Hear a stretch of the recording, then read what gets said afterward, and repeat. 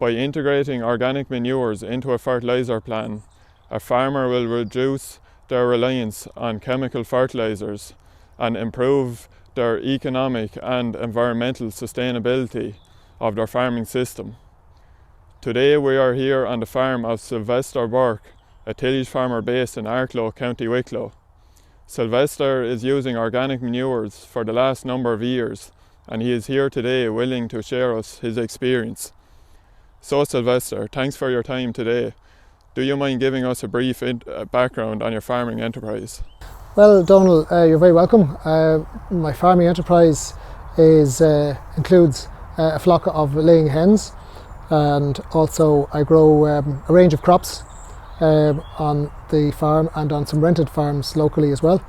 I grow winter wheat, I grow maize, I grow oilseed rape, spring beans, and sometimes spring oats and spring barley.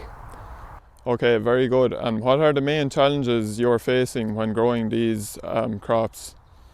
Well, from a fertiliser point of view, I'm trying to grow them as economically and at as low a cost base as possible.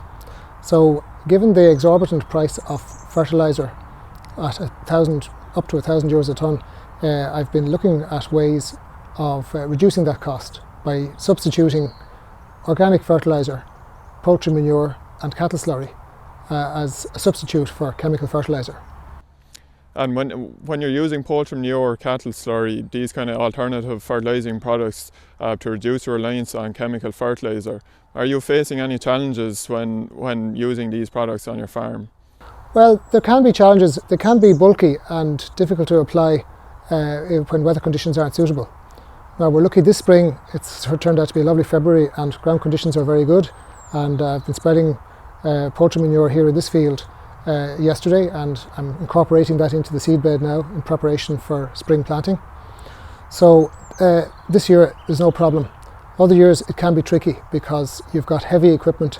The slurry tankers and dung spreaders can be very heavy and can do soil compaction.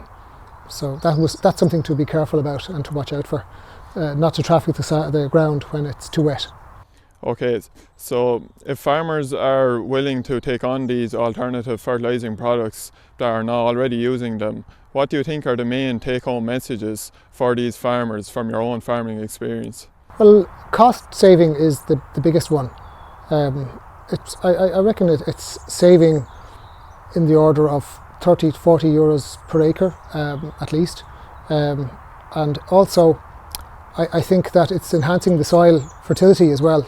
Bringing in organic manure will increase the organic matter and the carbon content in the soil, so that's really important for soil health.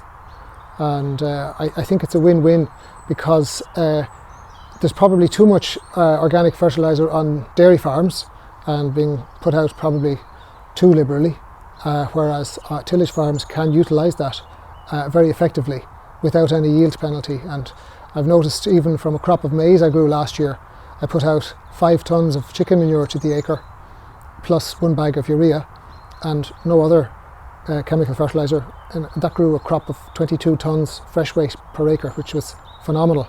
It was a lay field that had been ploughed up, but it just proved to me that even though I was nervous about almost completely substituting organic for chemical fertiliser, I listened to my teagasc advisor and he gave me the advice to hold back on the chemical fertiliser, and he was proved right because the crop was phenomenal.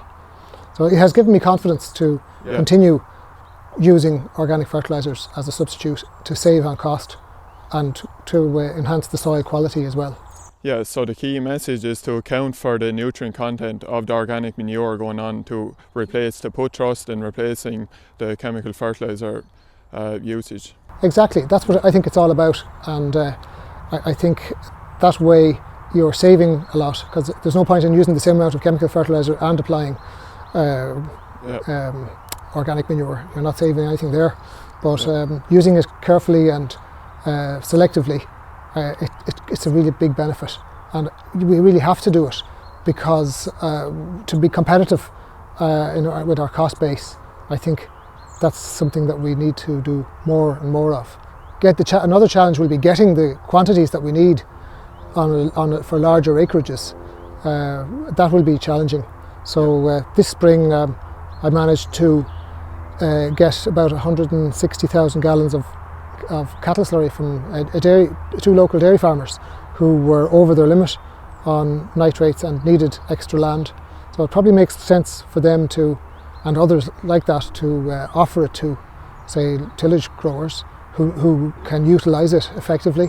Yeah. And then it's solving two problems, and it probably means that the dairy farmer doesn't have to go out and pay exorbitant rent to rent in more acres of land to dilute his slurry. Yeah, so there's scope to build a good relationship between intensive dairy farmers and tillage farmers in the same locality. There is. I think that it will be a positive out of it, and I'd encourage that and would hope that it will happen more and more.